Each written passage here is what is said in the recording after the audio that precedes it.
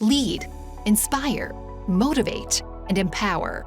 Welcome to Lead with DX, your guide to digital transformation in a complex world. Here are your hosts, Lars and Wasantha Wirakuni, the founders of Tech One Global and Enadoc. Hello. Hi, Wasantha. Hi, Lars. How are you doing today? I'm doing pretty good. So, how are yourself? I'm pretty good.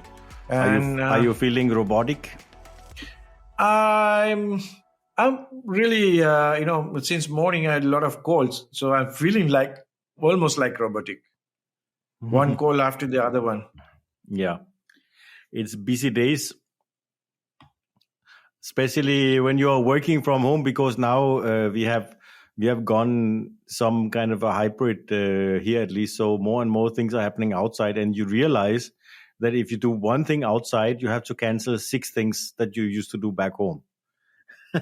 So, Absolutely. you go out for one meeting or one lunch or whatever you have to do. Like yesterday, I went for a lunch with our local partner here.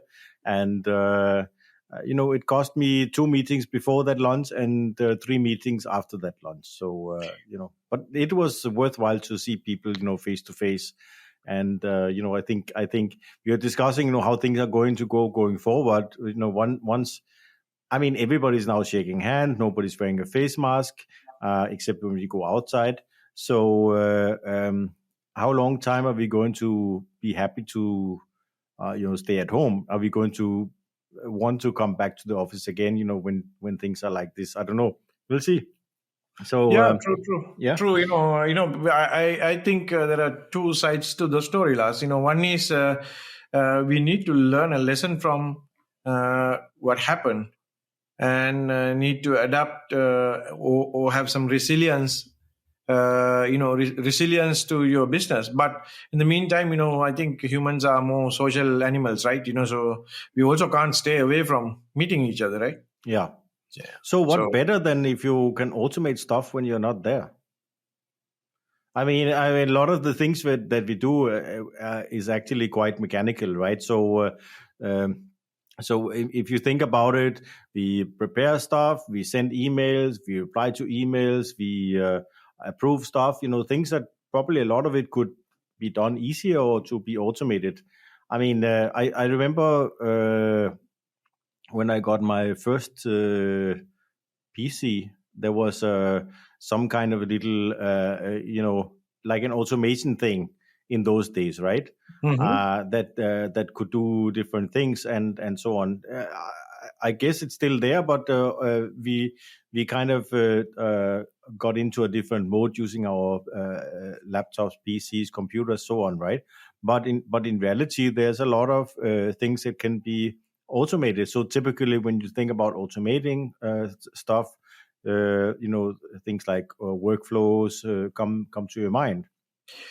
And in the I would say the past examples of, or the past document management solutions were always having some workflows as well, because typically a piece of paper passes through an organization and gets signed, get attested, get approved, get updated with some information before it get executed. So typically these workflows were emulating that inbox outbox kind of thing, right? But now I think we are in a different era of automation. I mean, now we can talk about, for example, if you look at our signing product, Enadoc Sign and Nivea Sign. Before you sign something, you have to create the document you want to sign, right? And this is where you can automate instead of sitting and creating using templates and creating documents and filling data from here and there. You could actually automate that. Say, okay, I need to create a contract to buy a car, for example, and here's the person who is buying the car, and here's the details of the car he or she is buying, and here are the general terms: how many months finance, or is there a third-party finance company? So you fill in a form with some data, and then the system automatically generates the contract and create a PDF that then goes out for signing. And technically, depending on the local framework, You can then sign online, or you can print and then sign physically, depending on what is legal in your country. But at least the starting point can be automated. I think that's where a lot of work is with those kind of things. Document creation can be automated. If you think about a legal department in any company, spending a lot of time creating documents, right? So there are multiple aspects on this one, Lars. I've been thinking, you can make your business, self-service for customers, and you can fill some information, and you can see, how your contract looks like, or how something looks like, by integrating and automating that process. But I think the bigger advantage on this kind of tools is to reduce the errors. A generic NDA will have at least 15 variables that we fill up. Before it is being executed by a lawyer, even if you have a template. But Yes. And in that, generally the name will be typed 2-3 times. Maybe your identity or national ID or something will be typed twice or thrice, based on the legal requirements. And there's always a chance that you can make a mistake, because it's a big document with few thousand words, and you insert few variables in between. So I think automation can bring quite a big advantage to reduce the number of errors while ingesting the document, or while creating the document. I mean, Yes. Then the next step of signing. But so the creating the document itself is an important part. Yeah. So obviously, when we talk about workflow, this is what comes to mind, right? But workflow is also called automation. So when we start a workflow, or start a business process, or start a process, it does not have to be a business process, right? It could just be another type of process. Yeah. We call it business process automation, but it could be a robotic process as well. Yeah, let's say, for example, it could be a onboarding of a new employee or a student, or it could be something as mechanical as a trigger could be some kind of a device that is not working, that triggers automatically a reset trouble ticket or a support ticket, right? In a system, for example, you have a larger property, whether it's a big school or university, or it's an office building. If you think about the number of points where things need to be maintained, need to be checked, need to be filled, where you could have sensors, IoT sensors, that then can trigger workflow saying, okay, this is wrong, this needs to be fixed. And then in one sense, call somebody technical to kind of have a look at it. And when that person has then verified that there is indeed something that should be fixed, doesn't have to create a bigger report, because the data is already there, and just say, okay, fix it, right?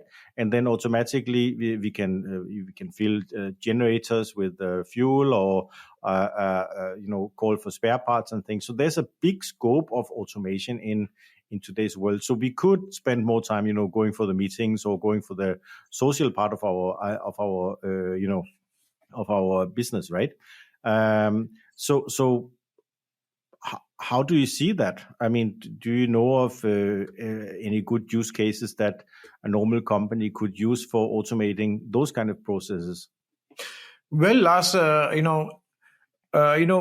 many instances that I have observed, a lot of organizations have implemented the big solutions, like procure to pay, or maybe a big ERP solutions, or maybe sometimes even human resource or HCM solutions. But what lacks for many organizations at that size or the larger end is the smaller stuff. So they miss, some of those smaller approvals or smaller processes that are interconnecting between these large systems, where either they are relatively expensive, so they don't want to go for that, or either they assume that it is not that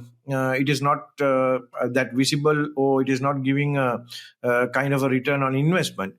But in the past, what we realize is maybe these small things are the ones which fails these processes, because if you have to actually physically move away from where you are to a new location, you're talking about that hybrid work like what we are.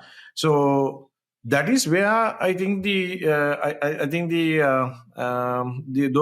processes are the important ones. So if you ask me to list, I can list many, but I think everybody can think what is not, what something is manual always still in the organizations. Those are the ones that will hinder so their business to become fully automated. Yeah, so there's another part of this which is important, because I'm just thinking about, like, in our company, one of the processes we have automated using Flodo is our travel planning, right? So if anybody in the company wants to go somewhere, they will have to send a request to our travel coordinator. But of course, if I'm going to travel, I might not need somebody to approve of that. But if another person in the company to travel, definitely somebody would need to approve of that. So I could just send an email to my boss saying, hey, I need to go to this and this place, and then copy, the travel coordinator on that email, and then she could or he could, work on the travel plan after the boss said, yes, please go ahead. We don't need a workflow for that. But the challenge we have with those kind of what you call ad hoc kind of approvals and things is that we don't have any data coming out of that. So one of the benefits using a process automation tool or a business process automation tool or workflow is that you can actually, afterwards, you can do reporting, right? You can report, how many people are requesting, what are the locations they are traveling, how long time does it take to process this. You can create service level agreements, or service level say, okay, this kind of request has to be serviced within so and so many hours or days, and suddenly you can create a more structured approach to managing things, and that gives you a dimension that you cannot have without a tool, right? So the tool is not just automating your process, but also giving you access to the information that lies in that process. And when you have the information that lies in the process, you can also improve the process, right? You can say, how come this process takes 10 days? Well, we have evidence now in our tool that this takes 10 days, and this is where it gets stuck. Then you can go and automate or improve that process, right? So it's not only a business automation, it's also a business improvement tool set that you get. So I think there's a lot of elements here, and that really goes back to something we talked about before. This is all digital transformation, right? I mean, once you digitally transform your organization, it doesn't just give you something, it gives you a lot of other things. It's like our meetings, it doesn't just replace, our phone call, because suddenly we can share files, we can do presentations, there's many aspects more than just what it's like. What your starting point is like the tip of the iceberg. Really, what is the possibilities, right? Yeah, Lars, you have a website, right? Your company has a website, and our company yes, have a website. Yes. Okay. So you have a contact us page, but have you tried? There are many websites. There are millions of websites. If you go to a contact us page and if you just fill something and submit, the kind of response you get. Because I think in my experience, half of them won't even reply to you. So we believe that we need to have a website, and today people do research and try to find a product or service that you offer, and they would like to send you a message, or they will fill a form and submit. But obviously, that's the breaking point that you see, that you have missing many organizations, the customer interaction, and that's maybe probably the first one we miss. by not automating the contact us page, because it has been sent to an info email address or someone probably even not in the organization anymore. So if you're asking what could be the simplest one that somebody can think of, I think if you look at your own organization, just go fill your own contact us page and press the button and see whether somebody is going to respond to you. If not, I think you're missing out big time in your digital transformation journey. So just simply automating that itself probably would can give you a significant significant opportunity on increasing your business, and of course also to improve the customer satisfaction. Yeah. So see, that's directly the point, right? I mean, you might automate a process, but the result is more than just automating the process, right? It's also about increasing the customer's interaction or satisfaction, or it's about getting you the data that you might not have about this process, right? Then you can say, okay, we should reply to this email or this inquiry within so and so long time, or we can create customized replies based on the input we get from the form, right? So yeah, there's a lot of possibilities. Yeah, Lars, like for an example, when we subscribe for a service, when I get a reply, hey, Wasantha, thank you for subscribing to this service. Our average time to respond to this particular request is like maybe 2 days, right? And please expect something from us.